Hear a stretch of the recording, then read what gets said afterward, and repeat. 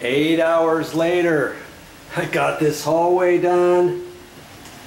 I finished up this closet. I restained it on the top. That looks a lot better. And whenever you start adding stain, you got to stain the whole thing or else your stain marks are going to show. And so I dabbed some stain on there as best I could in the areas where the tiles were, and you can still see it to a certain extent. And then I sprayed some cleaner on there and used my sponge that was full of that oily substance, and then I ran it all the way through here. And I blended it in right here. Got this hallway done right up to the doorway. And I don't know, I think I'm just going to leave it like that. See, the stain or the glue stopped right there, and then I just ran my dirty sponge over the edge of that. I think I'm going to leave that.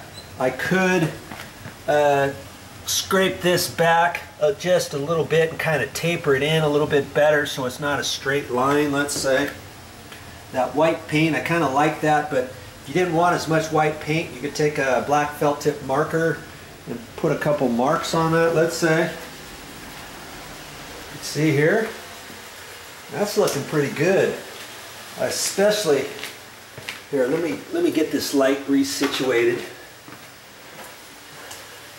I like this right in here, and I may have to dab, I may have to scrape this off with my scraper, my razor scraper, and maybe a little bit right there, and kind of blend that in a little bit better. Now see, I can do stuff kind of like that. I can do some touch up when I get up to this point. And here's that bedroom that I just did. Yeah, 8 hours of scrubbing away, scraping, brushing, rubbing. Now see right in here, I did this area last, and see where my line of stain is? Now I could lightly spray that and then get my rag on there just a little bit, but see, if you do too much, then you're going to have another line on the outside of that and another line. Well, I'm not too concerned about that right now, because you remember in this room I've got this sauna, and I'm only doing this much in this room right now. I mean, I could take this little section of tile out, and I might end up doing that, and then I can stain that.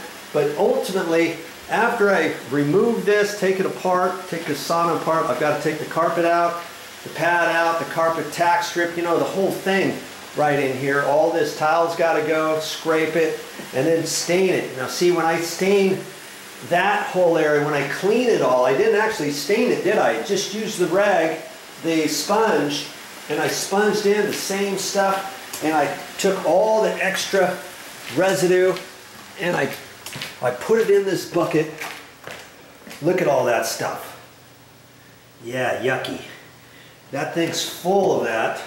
There's a little bit of water in there, but I'm just gonna keep that so when I need my sponge, I can dip it in there, let's say, if I need to.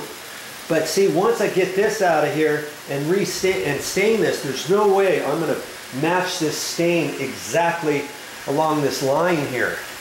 Okay, so once I get everything stained on that side, then I'm going to have to go over the entire thing with the sponge, and I'll have to take my cleaner and kind of spray on there, and take my sponge that's got the oily residue stuff on there, and then I'll wipe down this entire floor from end to end, left to right, the entire thing all the way out to this door right here, and I'll blend it in right here at the doorway.